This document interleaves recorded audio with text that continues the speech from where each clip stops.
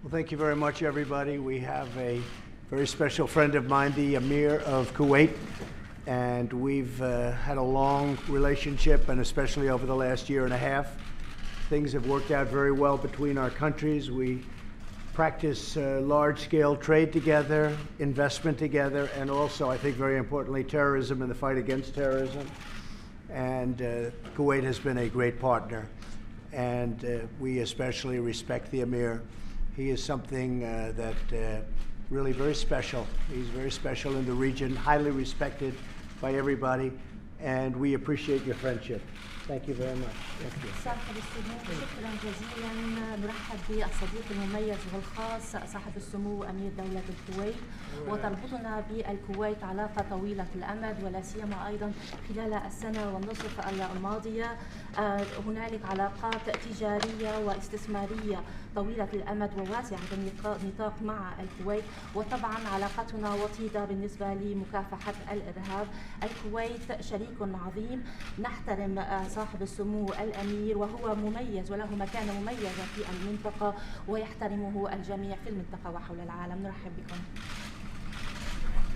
شكرا لفخامة الرئيس. Thank you, Mr. President. وكم أنا سعيد. And how much really I am very happy to meet with you for the third time في سنة واحدة. in almost 1 year. هذا يدل على أن This does prove العلاقات that the bilateral relation between Kuwait and the United States of America وهو شخصيا and between us as persons, علاقات it is a very good relation. It will remain to be a good relation. ثقة متبادلة. There is a mutual trust between both of us. Therefore, أولا أشكر فخامة الرئيس على حفاوة الاستقبال. تأتي هذه الزيارة استمرارا للعلاقات العميقة والاستراتيجية بين البلدين، وما تشهدها من تطور كبير، وفي ظل حرصنا المشترك على توثيقها وتعزيزها. وأشيد بهذا الصدد التزام الولايات المتحدة بأمن واستقرار المنطقة، والذي تجسد بقيادتها لتحالف دولي حرر بلاده. thank you, Mr. President, for your warm welcome. This visit comes as a continuation of the profound and strategic relations between our two countries and the significant progress they are witnessing, which we are always interested in consolidating it and promoting it. In this connection, I commend the unwavering commitment of the United States to the security and stability of our region, as it had demonstrated in its leadership of the international coalition that liberated my country. وفي سياق حرصنا وسعينا لتوطيد علاقاتنا الثنائية، سنركز على تعزيز التعاون في مجالات التجارة والاستثمار الاقتصادي، فضلا عن التعاون في المجال العسكري والطاقة والتعليم. ويسرني أن أدعو الشركات الأمريكية للمشاركة في مشاريع التنمية والبنية التحتية في دولة الكويت، وإلى الاستثمار فيها وفق القوانين والتسهيلات الجانبية للاستثمار. In this context of pursuing and consolidating our bilateral relations, we shall concentrate our efforts to the fields of trade and increased investment, along with our cooperation in the military, energy, and educational fields. I'm pleased to invite United States corporations to participate in development and infrastructure projects in the state of Kuwait and to invest therein according to the Kuwaiti laws and regulations attractive to investments. سنبحث سبل التعاون لحل الأزمة الخليجية، ونتطلع بأمل بأن يتم التوصل إلى نهاية هذه الأزمة.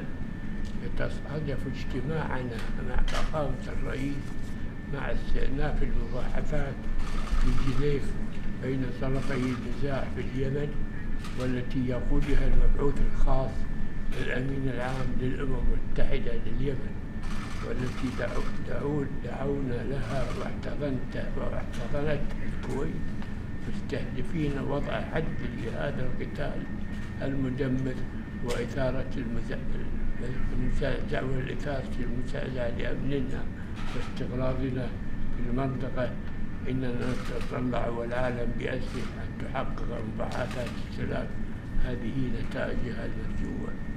I'm pleased to, we will also discuss means of cooperation to resolve the crisis in the Gulf region and look forward with hope that an end to this crisis will be reached. Our meeting with His Excellency the President coincides with the resumption of the discussions between the two parties in the conflict in Yemen, led by the Special Representative of the Secretary General of the United Nations for Yemen, which we have both called for and has been embraced by Kuwait with a view to put an end to this destructive conflict and its destabilizing effects on the security and stability of the countries in our region. We, alongside the entire world, are looking forward to see the discussions yield their desired results. كما سنستعرض ما حققناه من إنجازات في ظل شراكتنا الصلبة ضمن التحالف الدولي لمكافحة الإرهاب والقضايا ذات الاهتمام المشترك، وفي مقدمتها القضية الفلسطينية وتطوراتها وآخر المستجدات السياسية على الساحتين الدولية والإقليمية. ولا بد لي أن أشيد بالدور الإيجابي والجهود الكبيرة والمقدرة التي تقوم بها الولايات المتحدة الأمريكية لتحقيق الأمن والاستقرار في المنطقة والعالم. شكرا فخامة. We will also review our achievements under our solid partnership with the international coalition to combat terrorism, as well as issues of mutual interest. Foremost among them is the Palestinian issue and its developments, and the latest political developments in the international and regional arena.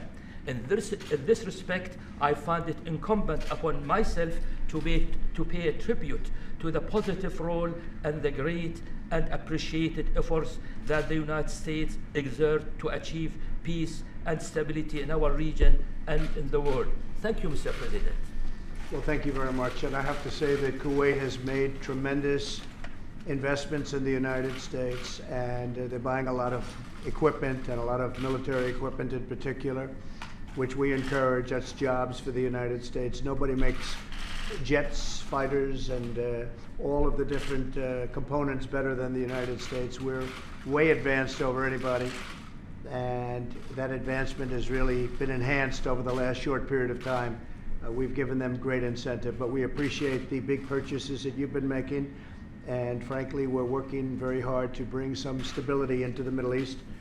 Yemen is a tragic situation. When you look, there's so many tragic areas in the Middle East. It's a very hard thing. It's a very complex jigsaw puzzle, but we're making big strides. Iran is a very much different place from when I first took office. Iran is in turmoil right now. They're in total turmoil. When I took office, it was just a question of how long until they took over the entire Middle East. Now they are just worrying about their own survival as a country. We'll see what happens with Iran, whether they want to talk or not. That's up to them, not up to me. I will always be available, but it doesn't matter one way or the other. We'll see what happens. But Iran is a much different place than when I took over the presidency. I can say that for a lot of countries around the world. The United States is stronger now than ever before. We have the highest stock market that we've ever had. If you invested in the stock market, on average, we're up over 45% on the various markets. You have to be quite happy about that. But I view it differently. I view it as jobs. I view it as a strong economy. I view it as record-setting unemployment. We have unemployment that are at the lowest levels that we've ever had, and in particular with certain groups, African American, Asian, Hispanic. They're the lowest levels in the history of our country. So we've been doing very well, and we appreciate the big investments and the confidence that you have in the United States. Thank you very much. Thank you. I wish you good luck. Thank you very much. Appreciate it. I am. I'm happy. with the Kavanaugh hearings. I watched today for a little while. I saw some incredible answers to very complex questions. He's an outstanding intellect. He's an outstanding judge. He was born for the position. I heard as long as 10 years ago, people were saying he should be a Supreme Court judge. I didn't know him at the time, but I was hearing from a lot of people, friends of mine from Washington and other places, saying that Brett Kavanaugh should be a Supreme Court judge someday, and I'm honored that I gave him the chance. I've watched his remarks, I've watched his performance, I've watched his statements, and honestly, they've been totally brilliant. I think that the other side is grasping at straws, and really the other side should embrace him, because you're never going to find better in terms of talent or intellect than what you have in Brett Kavanaugh. Okay? Mr. President, are you going to get a deal lying, sir? Did Bob check your assassination with President? Oh yeah, sure, he's lying, sure. No, Bob would, no, the book? You mean on the book? Yes, the book, yes. The book means nothing. It's a work of fiction. Already General Mattis has come out very, very strongly, and I think you know General Mattis. He does what he wants to do. He's a very independent guy. He was insulted by the remarks that were attributed to him, and he came out with a very strong statement. I assume you read it. I hope you read it last night. General John Kelly, the same exact thing. He thought he was insulted by what they said. He's right here. He's insulted by, he couldn't believe what they said. And he put out a very, very strong statement. And many others, and other statements are coming out. The book is a work of fiction. If you look back at Woodward's past, he had the same problem with other presidents. He likes to get publicity, sell some books. But we have done more as an administration than any other administration in already less than 2 years. It's incredible. We will soon be approaching 2 years. But there's no administration probably, and even you folks have generally acknowledged this, that has done more work. When you look at tax cuts, regulation cuts, Supreme Court justices, the court system generally, and so much more. Even if you look at the healthcare programs that we're passing, and all of the things we've done, we're saving Social Security. The Democrats will destroy Social Security. We're saving Medicare. The Democrats want to destroy Medicare. You look at what they're doing, they're going to destroy Medicare. And we will save it. We will keep it going. We're making it stronger. We're making Social Security stronger. We're making our whole country stronger. So all you have to do is look at the achievements. But I was very honored when, without my even knowing about it, statements were put out by General Kelly, by General Mattis, highly respected people, by everybody, including yourselves. And the book is a work of fiction. It really, if you look at it, it was put out to interfere, in my opinion, at this time with the Kavanaugh hearings, which I don't think it's done, because so many people have come out against it. So many people who have been written about said that I never said that. Rudy Giuliani is another one. He's very insulted by the book and what was stated in the book.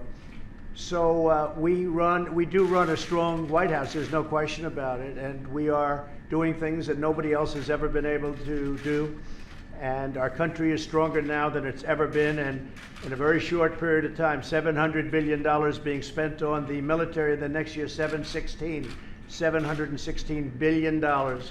We will actually be far stronger than we've ever been, and that's what we needed to be. Thank you all very much.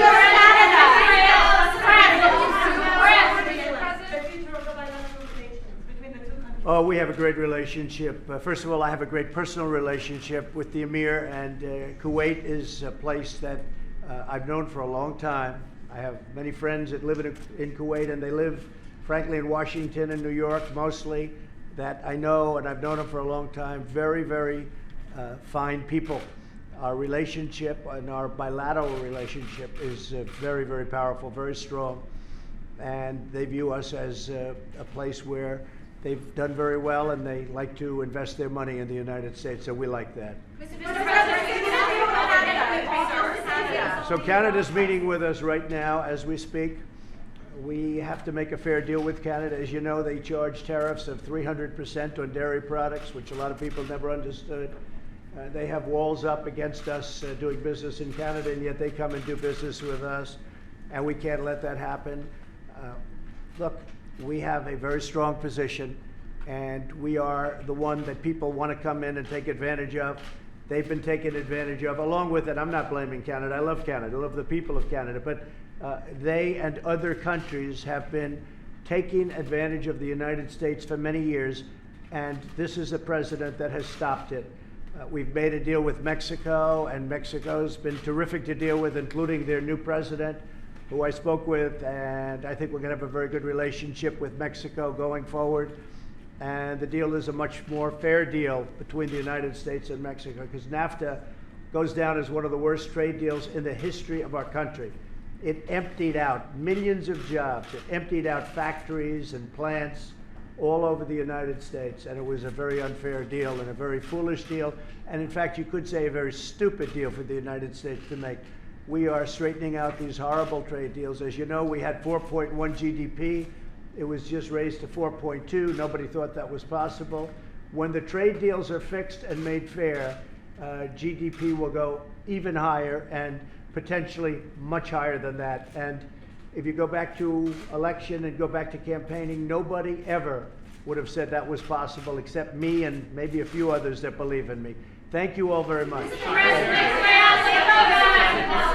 let's go, make the way out. Let's go. Would you like to meet the Press, let's go, make the way out. Quickly, let's go. Thank you. Let's go, guys. Move it. Let's go. Anything's possible. Mr. President. Anything is possible. Mr. President, are you going to get personally involved in solving the Gulf crisis? It's been a year since you've been Say it, involved. what? asked you about Syria. What? About North Korea? The Gulf No, crisis. Syria. When President Assad challenges you. Did you say Syria? Yes. He attacked Italy. I think it's a very sad situation in Idlib and the province, what's going on there. It's being surrounded, and they feel they have 35,000 of their enemy there, and yet you have 3 million people living there. And I just tell you that they will hopefully be very, very judicious and careful, because the world is watching. That cannot be a slaughter. If it's a slaughter, the world is going to get very, very angry. And the United States is going to get very angry too. Okay? I am watching that very closely. So it's surrounded right now, and the province, and it's surrounded by a lot of people with a lot of weapons. And these are innocent people. You have 3 million, at least, innocent people there. And you have to be very, very careful. And the world is watching, and the United States is watching very closely. Thank you very much, everybody. Let's go, make our way out. Press, let's go. We're finished. Let's go. Make your way towards the door. Press, let's go. The assassination of President Assad. Did you Okay, suggest what? the assassination of President Assad? Not at all. The book is fiction. I heard somewhere where they said the assassination of President Assad by the United States, never even discussed. The book is total fiction. Just like he wrote in the past about other presidents, you look at what he said about President Bush, what he said about President Obama, big scandalous thing, big. It lasts for about a day. No, that was never even contemplated, nor would it be contemplated, and it should not have been written about in the book. It's just more fiction. The book is total fiction. Will you Okay? sue, sir? All right, guys, let's go. Guys, let's go. Make your way out. Thank you very much. Are you